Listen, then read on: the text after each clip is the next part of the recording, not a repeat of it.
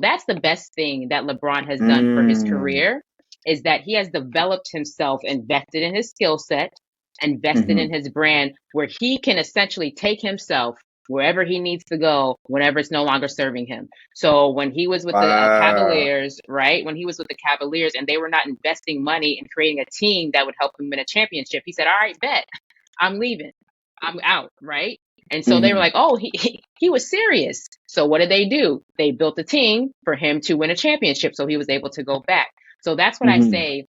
Whatever industry you're in, especially in your career, this is really for career people, that if it's not serving you, you need to have a personal brand that's so strong that you can pick yourself up and leave whenever you need to. And yes, Kobe, phenomenal player. But I did hear him say once that he wished that he had been able to leave, the team when it was no longer serving him.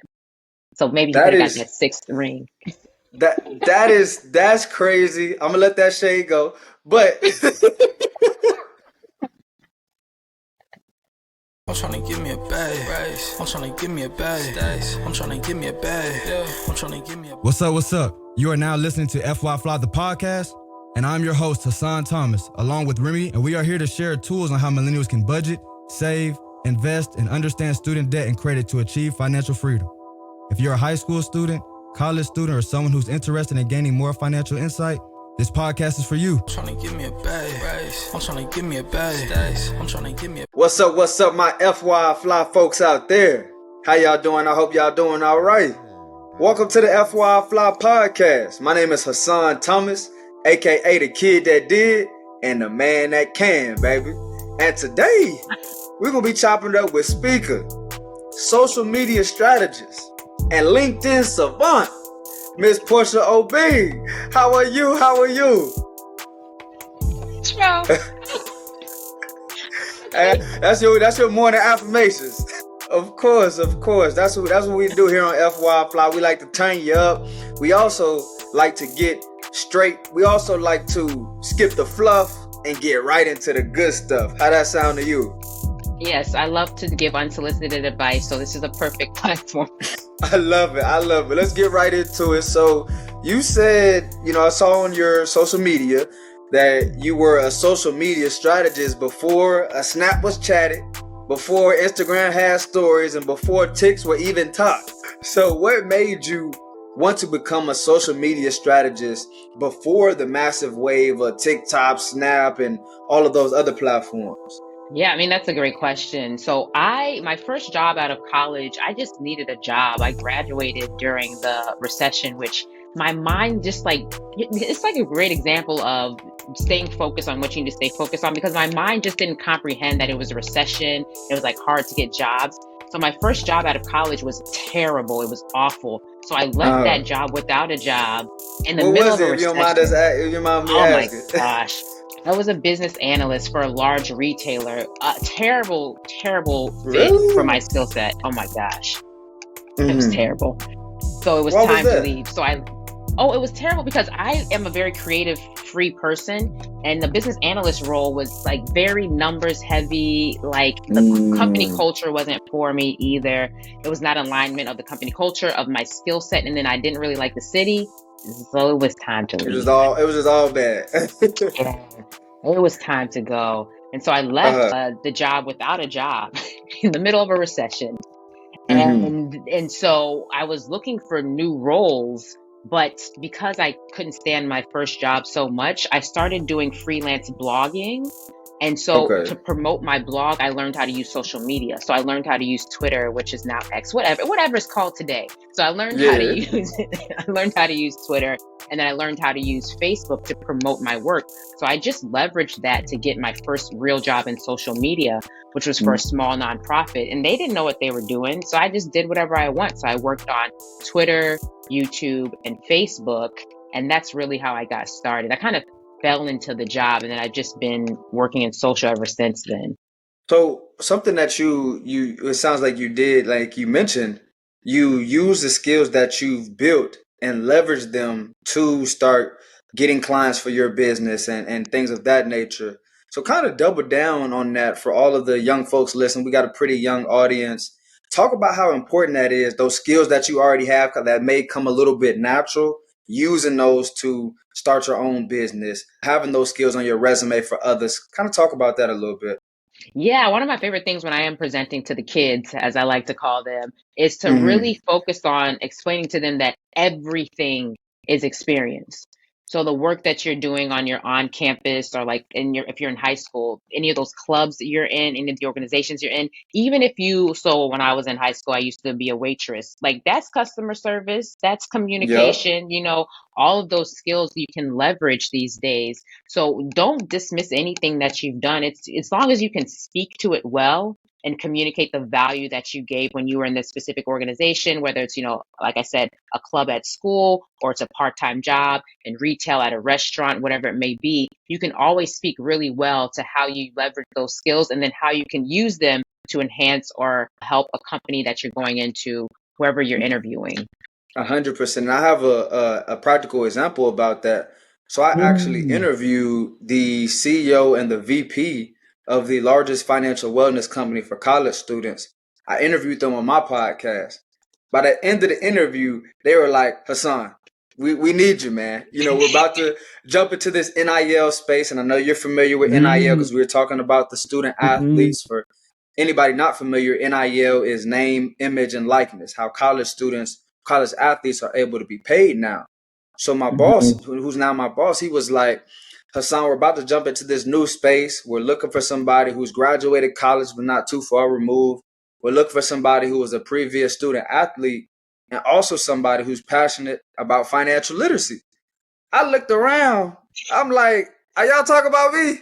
So Yes. literally, that was the transition, the runway for me to get my new full time job. So my profession, my personal brand that I built over these last 3 years has led from those skills, the interviewing, the communication, as you mentioned, has led to my now professional job, which supports and is giving my personal business a thumbs up, because without my personal experience, I wouldn't have been able to get that professional opportunity.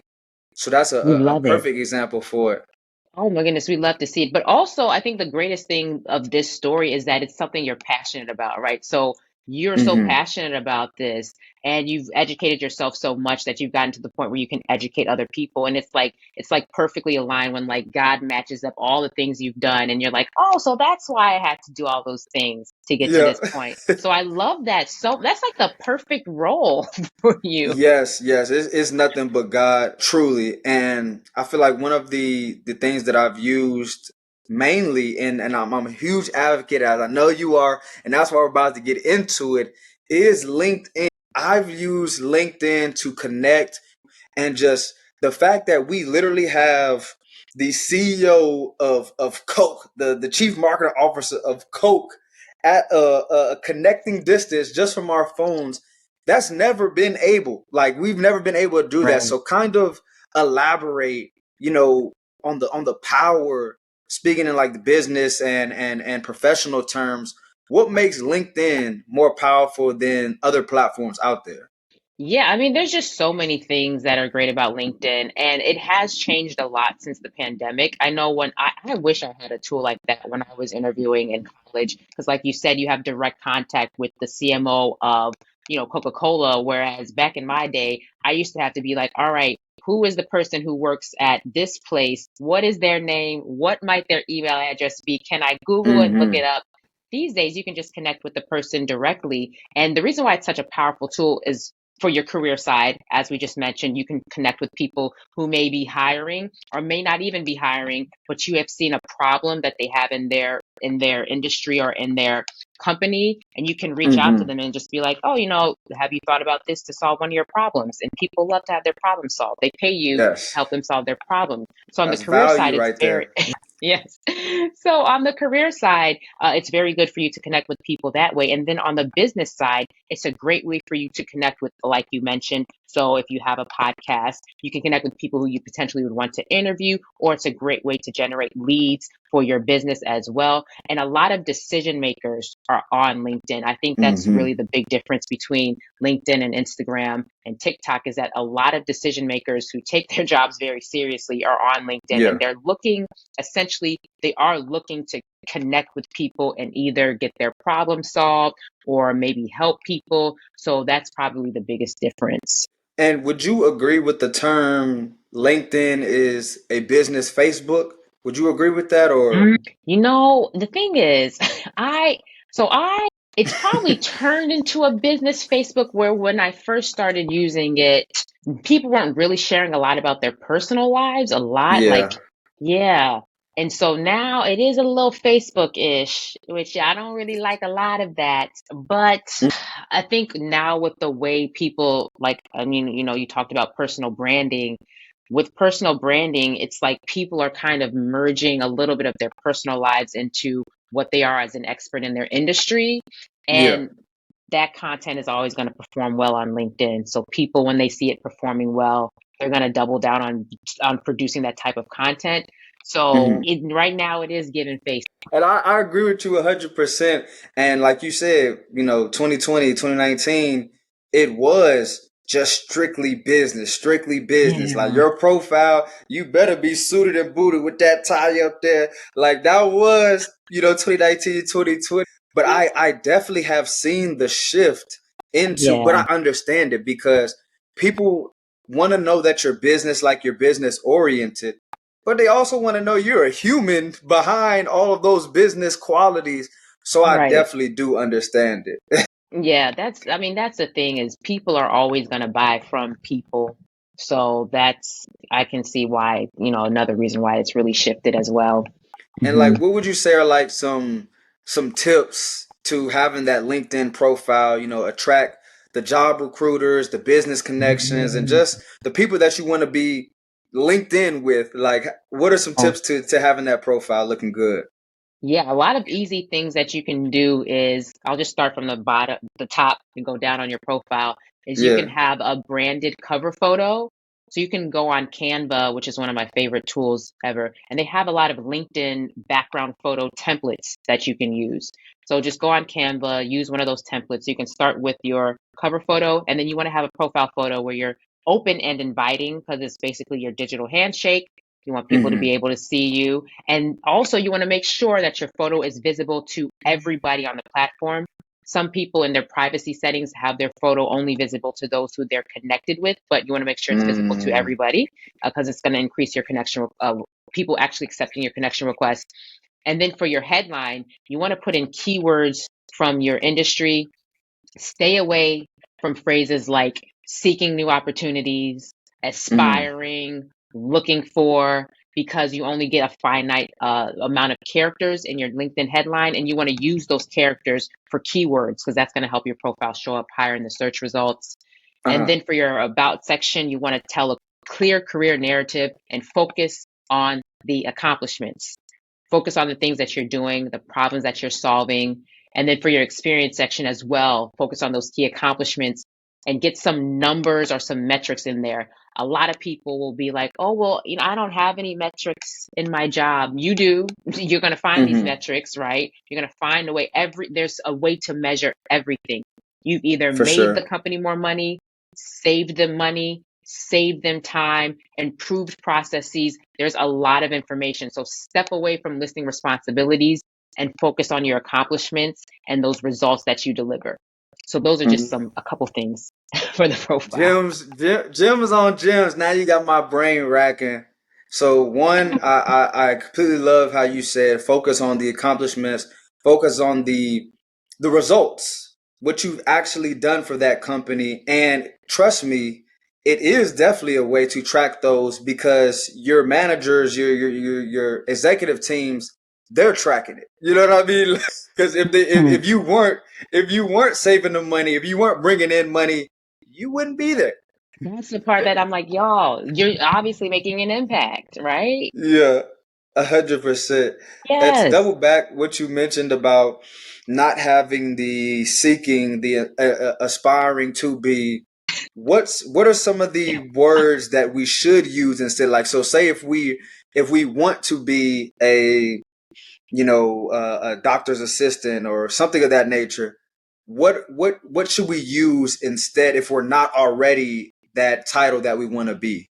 Yeah, so just use the words in the industry. So for example, doctor, that's I don't know those words well in the medical field, but I would say so I can use social media or like marketing, for example. Say you Okay. are in school and you're studying marketing. You are studying the skill set that you're going to use in your career going forward. So you could say something like brand strategist, brand marketing. You can say Mm-hmm. things like paid social media or digital marketing, things like that. Use those keywords from the industry. And there's this trick that I teach people to do in my webinars, but there's a way that you can find out which keywords you can include in your LinkedIn profile by using, it's very hard to explain verbally without having the visuals of it, but you can use a Mm-hmm. feature on LinkedIn where you can pretend like you're creating a resume, and then LinkedIn will find the job posts that are aligned with the job description that you're looking for. But anyways, it's hard to explain, Mm-hmm. but there's a way that you can find those keywords to make sure that you're using. But if you're not able to do that, then just go to the job descriptions that you're interested in and look at the words that they are using in those job descriptions and put them in your headline, because you're studying the information, therefore it's good enough. If you have Come on. 100% of those qualifications in the job, you're overqualified. If you got about 50%, it's great. Go for the job and Mm-hmm. apply for it. Include all those words in your LinkedIn profile. I love that. I love that. Given a lot of games. Now I want to kind of dip into a scenario of a high school student, a college or a high school graduate, a college graduate who wants to use LinkedIn to get their dream job. Kind of break Mhm. down how they would go about doing that. So if you're going after your dream job, go to the company page of whichever company that you want to work at, and then go to the people tab. And from that people tab, look up whichever department you're interested in. So if you want to go into the finance department, search the word finance or financial, see the people who come up, and then see the person who is like either the coordinator or the specialist, somebody who's more entry level, because that's a similar role that you're going to be doing. Send that person Mm-hmm. a connection request and make your message to them very short and sweet. Just say, hello, I'm a recent graduate. I'm interested in the financial industry. Do you have 15 minutes to chat next week so I can learn more about you? So make it all about the person. Say, I want to learn about you. You're amazing, whatever it may be, because people love to talk about themselves. And I'm pretty sure they'll give you Facts. way more than 15 minutes of their time. So that's what I would say. That's a starter to start from Mm-hmm. there. And then also, I would recommend keeping some type of tracker of the people you've sent connection requests to, because there are some people who are not very active on LinkedIn. So if you don't hear from them, that's okay. Move on to the next person. There's a billion people on LinkedIn. You can find Yep. somebody to talk to. So that's a little starter right there. So that's the confirmation for why I always tell people. Well, I spoke at Florida Memorial about a month ago, Florida Memorial University, and I told them, as I was telling you, I'm a huge proponent of LinkedIn, especially for my young folks. And I told them they have to get on there. And what they can do is, for those people that they're reaching out to that they may not be getting a response from, because they're hitting them up and being like, hey, can I pick your brain for. Mm, So I'm yeah. telling them, so the confirmation piece is people love to talk about themselves. So I told them, start a podcast in their specific lane that they want to do, that they want to become an expert in, and interview people, because now it's a value exchange. It's not you off trying to pick their brain or do something of that nature, because that's going to Yeah. get your message read and not replied to. Oh, So that's the confirmation that I needed to hear was people love to talk about themselves, and you asking them, hey, let me learn about you, let me interview you, let me talk to you. That's going to lead to everything else that you want. So that's huge, huge, huge, yes, no, huge. that's a great. I love that idea of telling them to start a podcast, because it is a value add on both sides, especially if somebody is in their company, especially if they're at like a director level or above. Companies are always looking for ways to promote their employees. So that's a great, I Mm-hmm. mean, that's a great tip as well. And yeah, if you ever say pick my brain to me, oh, what? I get so mad. This brain that's been working for what, 15 years? That has invested? No, no, So no. let's get some practical game on that. Why should we not hit people? Why should we not hit up successful people and ask them to pick their brains? Why should we not do that? Yeah, because it may seem to you like something so casual, but like I mentioned, these are people who have invested the time, the money, the resources into developing this brain. So this brain is not like it doesn't come for free. You know what I mean? Like all of these things that I've learned, you can't just pick my brain and just come up with these like just like, okay, I'll take these ideas and run with it. It takes a little bit more than that.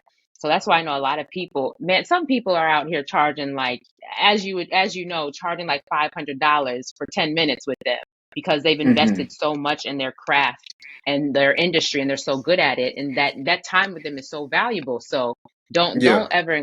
don't say the words pick your brain. Start a podcast instead. Yes, yes. I'm glad we get in all this practical game because I'm huge on that. The information is cool, but if people can, or when people leave this podcast and they got actual gems and things that they, ooh, let me go ahead and embrace the drafted message I had to the CEO of this company that literally starts off with, "Hey." Yes, yes, you are dropping gems. This is going to help a lot of people. And I can already tell one of the many things that we're aligned on is the skill building, the self development. Because I even saw a quote that you tell people to become the LeBron James of your industry. Now, me, I'm more of a Kobe guy. So literally, like literally in my bio, on my Instagram bio, it says the Kobe Bryant of financial literacy. Okay.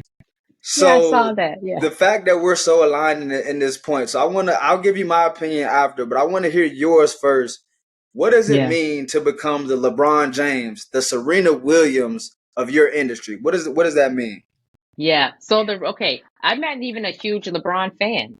I just Okay. like I like what he's done with his career. The reason Yeah. why I push back in terms of Kobe not being the best example is because Kobe himself, I remember he said that he wished he had done a little bit more of what the younger players were doing in terms of leaving teams when it was like no longer effective for them. So that's the best thing that LeBron has done for his Mm. career is that he has developed himself, invested in his skill set, invested in Hmm. his brand where he can essentially take himself wherever he needs to go whenever it's no longer serving him. So when he was with the Wow. Cavaliers, right? When he was with the Cavaliers and they were not investing money in creating a team that would help him win a championship, he said, "All right, bet. I'm leaving. I'm out," right? And so they were Hmm. like, "Oh, he was serious." So what did they do? They built a team for him to win a championship so he was able to go back.